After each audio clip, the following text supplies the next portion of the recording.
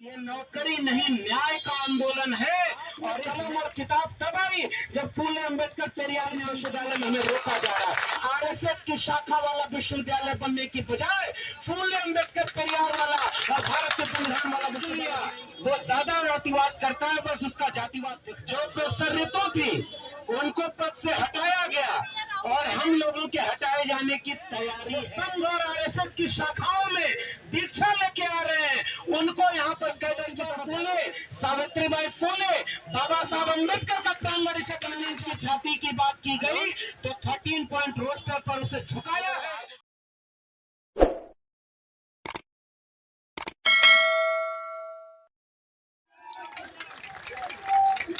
आप सबको मेरा क्रांतिकारी जय भीम, जय मंडल, जय संविधान। आज अब चूंकि ये एक प्रतिरोध मार्च है और मार्च करने के लिए यहाँ इकट्ठा हुए हैं, तो बिल्कुल अब ज्यादा समय न लेकर के मैं 2 मिनट पर अपनी बात रखता हूँ। सबसे पहली बात, कई बार प्रोफेसर रतन लाल यहाँ पर हैं। इस देश का सबसे बड़े विश्वविद्यालयों में से एक है दिल्ली विश्वविद्यालय। 1922 में बना और 2022 में 100 साल पूरा हुआ। हम जानते हैं कि इस विश्वविद्यालय में ये विश्वविद्यालय जातिवाद के घोर अड्डे बने रहे। यहाँ जाति देख करके लोगों को रोका गया। मंडल आंदोलन जब आया तो मंडल के विरोध में यहाँ पर क्रांति चौक बना था। इस विश्वविद्यालय के लोगों ने मंडल आंदोलन का विरोध किया। इस विश्वविद्यालय में 72 साल बाद किसी विश्वविद्यालय में एक दलित को अगर विभाजक बनना हुआ तो उसके लिए आंदोलन करना पड़ा। जाने कितने लोग इस जातिवाद का शिकार होते रहे और खामोश रहे होंगे। मैं प्रोफेसर ऋतु को धन्यवाद और क्रांतिकारी सलाम करूंगा कि इन्होंने चुप रहना नहीं कबूल किया और आंदोलन खड़ा कर दिया। और आज भी इस देश में जाति के नाम पर अन्याय अत्याचार कहा जाता है, कम पढ़े लिखे लोग करते हैं। ये गलत है। जो पढ़ लिख लिया वो ज्यादा जातिवाद करता है, बस उसका जातिवाद दिखता नहीं। जाति के नाम पर यहाँ पर इंटरव्यू हो रहा है। मैं इस विश्वविद्यालय में बार बार कहता हूं कि मैं भी एक ठेके पर प्रोफेसर हूं।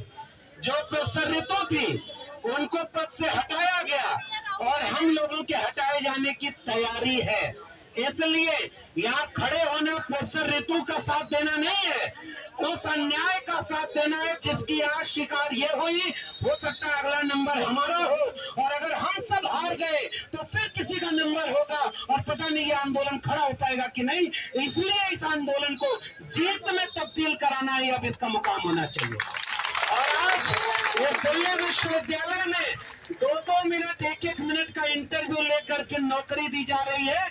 जो संघ और आरएसएस की शाखाओं में दीक्षा लेके आ रहे हैं उनको यहाँ पर कैडर की तरफ भरा जा रहा है, ताकि जो मां सरस्वती का पावन प्रांगण कह करके मंडल आंदोलन का विरोध करते थे वो इस विश्वविद्यालय को वापस सरस्वती का पावन प्रांगण बनाना चाहते हैं। मगर हम आज ज्यादा वक्त न लेकर हम ज्योतिबा फूले, सावित्रीबाई फूले, बाबा साहब अम्बेडकर का प्रांगण इसे बनाना चाहते हैं।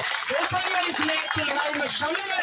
प्रोफेसर रतन लाल की लड़ाई हो, इन्होंने भी इस विश्वविद्यालय में लड़ाई लड़ी।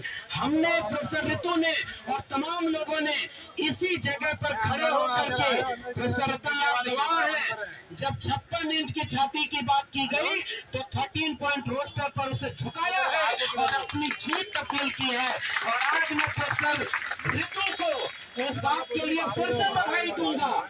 इस जगह पर जाने कितने हमले उनको निकाल दिया। मैं आपसे एक और बात कहना चाहता हूँ, जैसे प्रोफेसर ऋतु को निकाला ना, ऐसे जाने कितने सैकड़ों प्रोफेसर को जिसमें दलित पिछड़े थे उनको निकाला गया।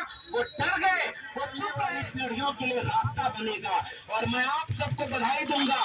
आज के दिन इतने लोग यहाँ पर इकट्ठा हैं, अब ये एक जन आंदोलन बन चुका है और हम भी, ये नौकरी नहीं न्याय का आंदोलन है। और इस न्याय की लड़ाई में ये आखिरी वाक्य मेरा है। प्रोफेसर रतन लाल ने भी कहा ना कि इस विश्वविद्यालय में 10,000 प्रोफेसर हैं।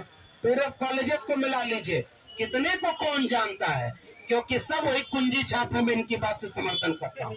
और अपने अपने लोगों को या कैडर देख करके नौकरी दे रहे और हमारे ऊपर जांच बैठाते हैं कि बाहर जाकर के आप बोलते क्यों हैं।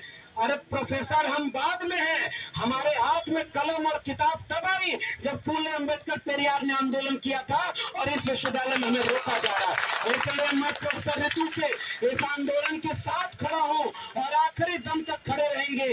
एक आखिरी बात है, आंदोलन बार बार नहीं खड़े हो पाते साथियों।